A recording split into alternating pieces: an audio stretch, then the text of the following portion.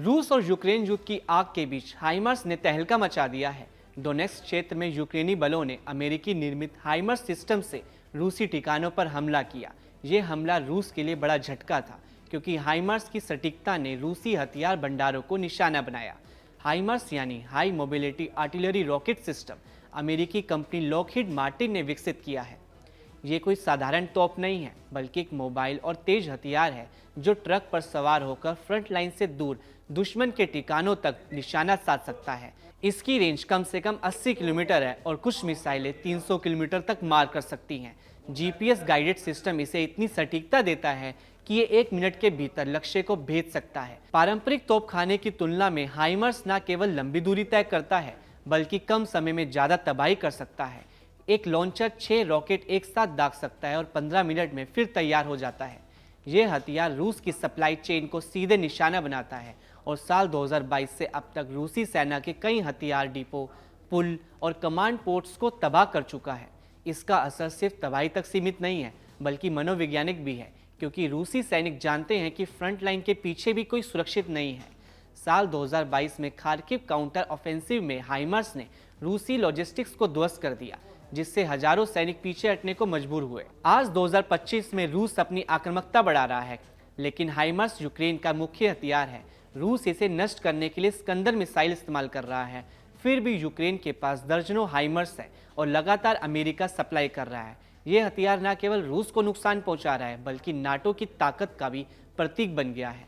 9 अक्टूबर साल 2025 को डोनेट्स्क में हुए हमले में यूक्रेनी सेना ने रूसी ठिकानों पर सटीक रॉकेट दागे, जिसमें कम से कम 20 रूसी सैनिक मारे गए, कई वाहन नष्ट हुए। ये हमला रूस की आक्रामकता का जवाब था, जो पिछले हफ्ते लाविव क्षेत्र पर 163 ड्रोन मिसाइल हमले कर चुका है। यूक्रेन की सेना ने कहा कि उनकी सटीकता दुश्मन को सांस लेने नहीं देगी। पिछले 7 दिनों में यानी 5 अक्टूबर से 12 अक्टूबर तक यूक्रेन ने रूस पर कम से कम 12 प्रमुख हमले किए। 5 अक्टूबर को बेलग्राड में हमला हुआ, जिससे पूरे क्षेत्र में ब्लैकआउट हो गया। 6 अक्टूबर को ट्यूमेन ऑयल रिफाइनरी पर यूक्रेनी ड्रोन हमला हुआ, जिससे रूस की तेल उत्पादन क्षमता का 40% प्रभावित हुआ। 7 अक्टूबर को बेलग्राड में ऊर्जा वितरण साइट्स पर हाइमर्स और लेनिनग्राद ओब्लास्ट में रेलवे लाइन पर तोड़फोड़ हुई। 8 अक्टूबर को डोनेट्स्क में 2 हाइमर्स स्ट्राइक ने रूसी टैंक काफिले को ध्वस्त कर दिया। 9 अक्टूबर को मुख्य हमला डोनेट्स्क में हुआ, जहां रूसी सैन्य ठिकाने ध्वस्त हुए और 15 सैनिक मारे गए। 10 अक्टूबर को उत्तर कोरियाई ट्रूप बेस पर हाइमर्स स्ट्राइक हुई। 11 अक्टूबर को बेलग्राड में फिर ड्रोन अटैक हुआ, जिससे रूसी मिलिट्री मूवमेंट रुका। 12 अक्टूबर को लीमन डायरेक्शन में तोपखाने की स्ट्राइक ने रूसी आक्रामकता रोकी। ये हमले सिर्फ आंकड़े नहीं हैं, बल्कि यूक्रेन की रणनीति का प्रमाण है। रूस उत्तर कोरिया से हथियार ले रहा है, लेकिन यूक्रेन नाटो सपोर्ट से आगे है। साल 2022 में जब पहला हाइमर्स आया तो रूस का जर्नल हिल गया।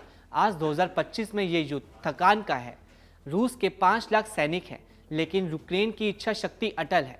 पिछले 7 दिनों में 12 हमलों से रूस के 200 से ज़्यादा सैनिक खोने पड़े हैं। युद्ध की ये आग यूक्रेन की आज़ादी की लौ है। हाइमर्स जैसे हथियार रूस को याद दिला रहे हैं कि आक्रमण की कीमत भारी है। पिछले 7 दिनों में 12 हमलों ने साबित किया कि यूक्रेन पीछे नहीं हटेगा। लेकिन शांति कब है, ये सवाल हर दिल में है।